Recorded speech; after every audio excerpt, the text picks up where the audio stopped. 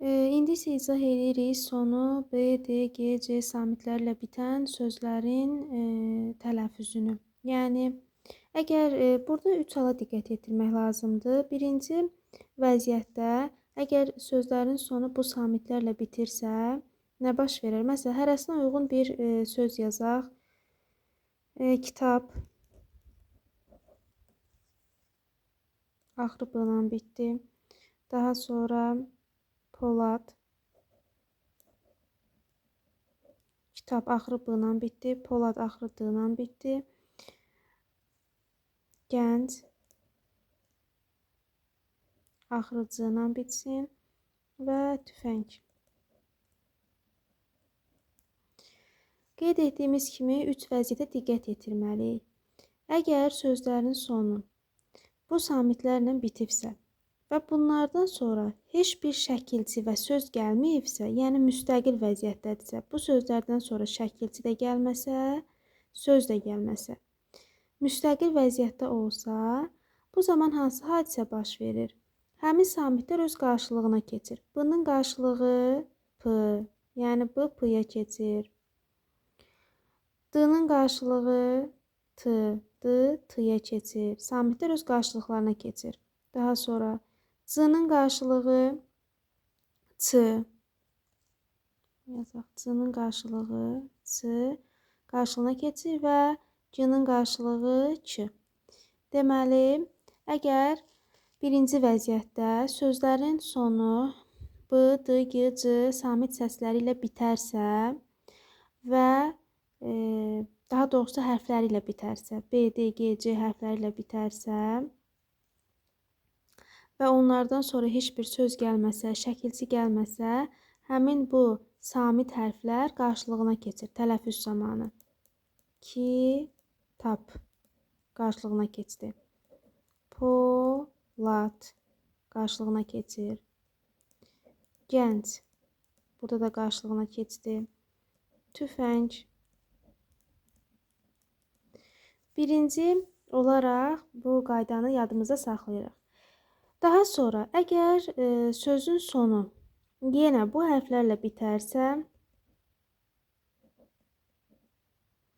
və bunlardan sonra samitlə başlayan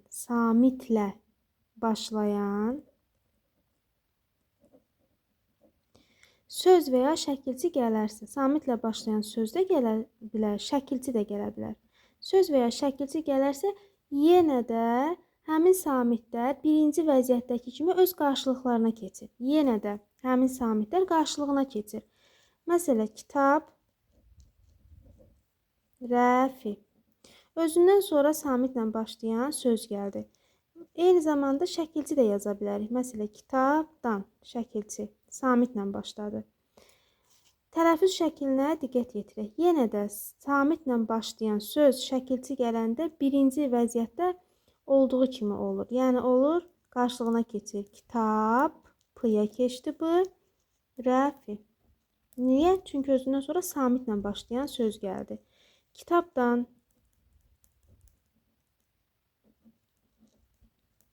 yenə də qarşılığına keçdi. Və yaxud yazaq gənc qız.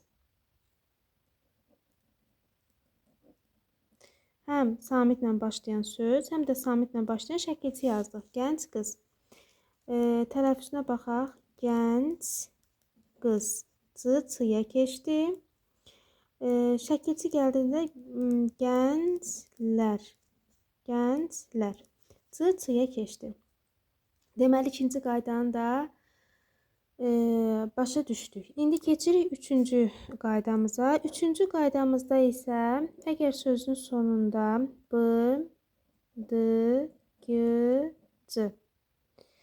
Bunları gör, B, D, G, C hərflərini görürüksə də, yəni bu hərflər varsa, bunlardan sonra saitlə, bu səfər saitlə başlayan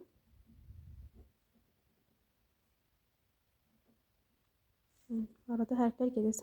Saitlə başlayan söz və ya şəkilçi gələrsə, söz də gələ bilər, eyni zamanda şəkilçi də gələ bilər. Söz və ya şəkilçi gələrsə, nə baş verər? Təbii ki, bu olduğu kimi qalır. Artıq burada dəyişmə baş vermir. Məsələ, kitab evi. Kitab evi. Bir də yazaq kitabın. Kitab evində kitab üzrsən, kitab evi. Baxın, burada b-dan sonra sait gəlibdir. B-dan sonra sait gəlib. Ona görə də b olduğu kimi qalıb. Daha doğrusu bura baxmalıyıq. B-dan sonra saitlə başlayan söz gəldiyinə görə burada b olduğu kimi qalır. Sonra kitabın sözündə saitlə başlayan şəkilçi gəldiyi üçün deməli burada da b olduğu kimi qalır. Yəni yenə də fərqi yoxdur. Şəkilçi gəlsin və yaxud da söz gəlsin. Məsələ, tüfəng atmaq. Tələffüz formasında c olduğu kimi qalır. Burada sadəcə olaraq q-xıya keçmiş olur. Yəni bu da bu qaydaya aid deyil.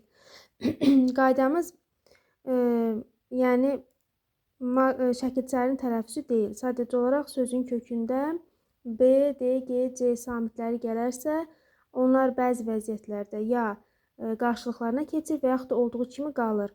Nə zaman olduğu kimi qaldı, özündən sonra saitlə başlayan söz və ya şəkilçi gələrsə.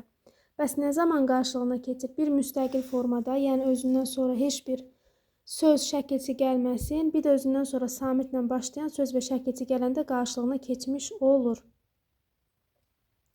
Amma bəzi sözlər var ki, onlarda ümumiyyətlə qarşılığına keçmir. Əgər bu qayda qarşınıza çıxsa, sait üstə gələk samit və yaxud da samit,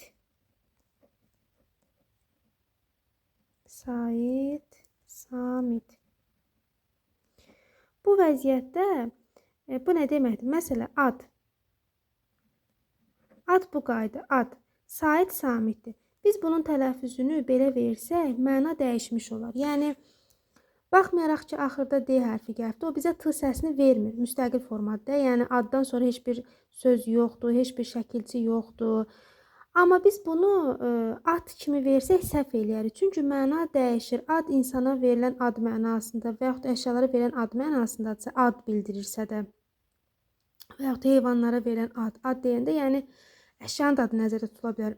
Amma biz burada bunu ad kimi tələffüzünü versək, artıq burada hansısa bir canlıdan, heyvandan, atdan söhbət gedir və yaxud əşyanı atmaqdan söhbət gedir və məna tamamilə dəyişir.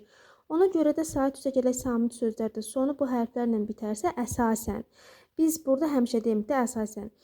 Biz bunu d-nı t-ya çevirə bilmərik. Bu tələffüz səhv tələffüz olur. Elə bu olduğu kimi də qalır. Olduğu kimi qalır. Və yaxud da ad sözünü götürə bilərik. Ac. Sait üstə gələk samit qaydasına aiddir. Biz bunu ac kimi versək səhv olur. Ac verdiyi məna başqadır. Ac olmaq mənasında ac adam. Amma ac deyəndə məsələn qapını aç, pəncərəni aç və s. həmin məna. Artıq məna dəyişdiyinə görə elə bunların tələffüzü olduğu kimi də qalır ac formasında. Sait üstə gələk, samit üstə gələk, sait üstə gələk samit formasında da yadınıza qalsın məsələ yad sözü. Yad, məsələn, nümunə başqa nümunələr də çəkə bilərik təbii ki.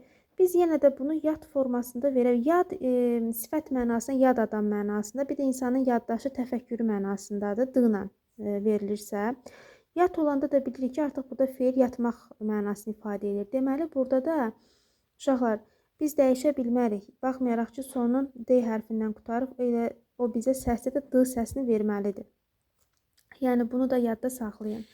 Deyə bilərsiniz ki, bəs süd istisnadır, südü süd formasında verə bilərik. Əslində bunu Dəyanət belə götürür liseylərə, yəni Dəyanət liseyə hazırlaşmaq üçün vəsaitdə. Amma ümumiyyətlə bu qayda yuxarı siniflərdə də, yəni Dəyanət bu vəziyyətdə götürür də, bu qaydanı belə götürür. Amma ümumiyyətlə burada da, yəni əsas variantı elə süd vəziyyətində də verilməlidir. Bu tələffüzdə də dəyişmə olmamalıdır. Sadəcə olaraq bunu Dəyanət istisna kimi verir. Yəni, lisey hazırlığı üçün Dəyanətə verirsinizsə də bu variantını götürə bilərsiniz. Çünki Dəyanət hələ ki, yəni hələ gələcək illərdə dəyişər, dəyişməz onu deyə bilmərik. Amma universitetə hazırlaşırsınızsa da, yəni bu variantı yox, bu variantı da qəbul edin. Sadəcə olaraq dəyanətdə bunu istisna şəklində verirlər, amma əslində süd formasında qalmalıdır. Bu qədər.